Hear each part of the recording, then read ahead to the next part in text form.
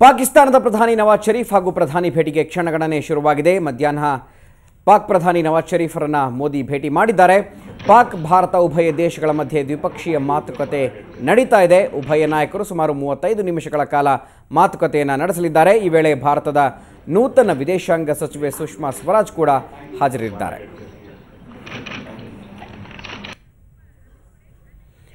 ನೀವೀಗ ದೃಶ್ಯದಲ್ಲಿ ನೋಡ್ತಾ ಇದ್ದೀರಾ, ಭಾರತ ಹಾಗೂ ಪಾಕಿಸ್ತಾನ ಪ್ರಧಾನಿ ನವಾಜ್ ಶರೀಫ್ ಹಾಗೂ ನರೇಂದ್ರ ಮೋದಿ ಮಹತ್ವದ ಭೇಟಿಯನ್ನು ಮಾಡಿದ್ದಾರೆ.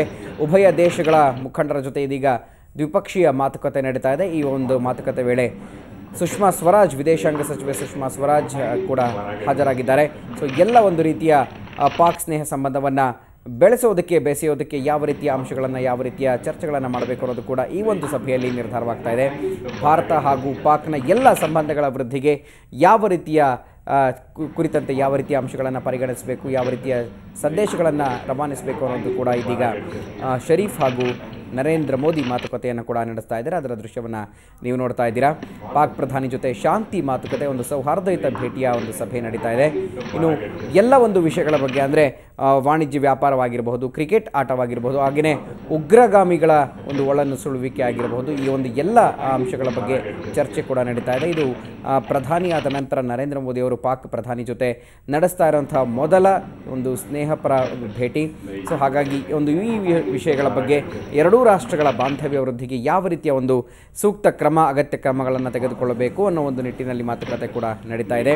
ಸಾಕಷ್ಟು ವಿರೋಧ ಕೂಡ ಇತ್ತು ಪಾಕ್ ಪ್ರಧಾನಿ ಭಾರತ ಭೇಟಿಗೆ. ಹಾಗಾಗಿ ಎಲ್ಲ ಒಂದು ವಿರೋಧಗಳ ಮಧ್ಯೆ ಕೂಡ ಈಗ ನವಾಜ್ ಶರೀಫ್ ಹಾಗೂ ನರೇಂದ್ರ ಮೋದಿ ಒಂದು ಭೇಟಿಯನ್ನು ನಡೆಸ್ತಾ ಇದ್ದಾರೆ. ಮುಂಬೈ ದಾಳಿಯ ಆರೋಪಿಗಳಿರ್ಬೋದು, ಅವರ ಬಗ್ಗೆ ಪಾಕ್ ಯಾಕೆ ಒಂದು ಉಗ್ರ ಧೋರಣೆಯನ್ನು ಅನುಸರಿಸ್ತಾ ಇಲ್ಲ, ವಿಳಂಬ ಧೋರಣೆಯನ್ನು ಯಾಕೆ ಅನುಸರಿಸ್ತಾ ಇದೆ, ತನಿಖೆಯನ್ನು ಚುರುಕು ಯಾಕೆಗೊಳಿಸ್ತಾ ಇಲ್ಲ ಅನ್ನೋದು ಕೂಡ, ಅಂದರೆ ಆ ಒಂದು ಏನು ಮುಂಬೈ ದಾಳಿಯ ಆರೋಪಿಗಳಿದ್ದರು ಅವರ ವಿರುದ್ಧ ತನಿಖೆ ನಡೆಸಬೇಕಾಗಿತ್ತು. ಆದರೆ ಸಾಕಷ್ಟು ರೀತಿಯಲ್ಲಿ ಪಾಕಿಸ್ತಾನ ಪದೇ ಪದೇ ಅದು ನಮ್ಮಿಂದ ಆಗಿಲ್ಲ ಅನ್ನೋದು ಕೂಡ ಹೇಳ್ಕೊಳ್ತಾ ಇದೆ. ಆ ಉಗ್ರಗಾಮಿಗಳು ನಮ್ಮಲ್ಲಿ ಇಲ್ಲ ಅನ್ನೋದು ಕೂಡ ಮಾತನ್ನು ಹೇಳಿತ್ತು. ಸೊ ಎಲ್ಲ ಒಂದು ಪ್ರೂಫ್ಗಳನ್ನು ಕೊಟ್ಟರೂ ಕೂಡ ಪಾಕ್ ಪದೇ ಪದೇ ಜಾರಿಕೊಳ್ತಾ ಇತ್ತು. ಸೊ ಆ ಒಂದು ನಿಟ್ಟಿನಲ್ಲಿ ಈ ಒಂದು ಸಭೆಯಲ್ಲಿ ಅಂಶಕ್ಕೆ, ಆ ಒಂದು ಚರ್ಚೆಗೆ ಅಂಶ ಬರಬಹುದಾ ಅನ್ನೋದು ಕೂಡ ಕುತೂಹಲ ಕೆರಳಿಸಿರುವಂಥದ್ದು.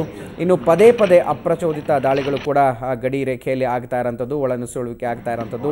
ಇದು ಪಾಕ್ ಸೇನೆಯಿಂದ ಆಗ್ತಾ ಇದ್ರು ಕೂಡ ಪಾಕ್ ಪ್ರಧಾನಿಗಳು ಯಾಕೆ ಸುಮ್ಮನಿದ್ದಾರೆ ಅನ್ನೋದು ಕೂಡ ಪ್ರಶ್ನೆ ಇಲ್ಲಿ ಎದುರಾಗುತ್ತೆ. ಈ ಎಲ್ಲ ವಿಷಯಗಳು ಚರ್ಚೆಗೆ ಬರ್ತವೆ. ಉಭಯ ದೇಶಗಳ ನಡುವಿನ ಸಂಬಂಧ ಕುರಿತು ಚರ್ಚೆ ಆಗುತ್ತೆ. ಹಾಗೆಯೇ ವ್ಯಾಪಾರ ಒಪ್ಪಂದಕ್ಕೆ ಪ್ರಸ್ತಾಪವಾಗಬಹುದು ಅನ್ನೋದು ಕೂಡ ನಿರೀಕ್ಷೆ ಕೂಡ ಇದೆ. ಒಟ್ಟಾರೆ ಪಾಕ್ ಹಾಗೂ ನರೇಂದ್ರ ಮೋದಿ ಪ್ರಧಾನಿ ಭೇಟಿ ಸಾಕಷ್ಟು ಮಹತ್ವವನ್ನು ಪಡ್ಕೊಂಡಿದೆ.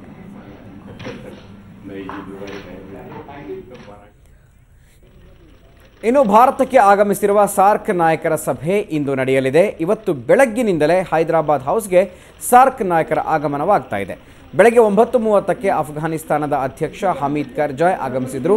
ಪ್ರಧಾನಿ ನರೇಂದ್ರ ಮೋದಿ ಅವರನ್ನು ಆತ್ಮೀಯವಾಗಿ ಬರಮಾಡಿಕೊಂಡರು.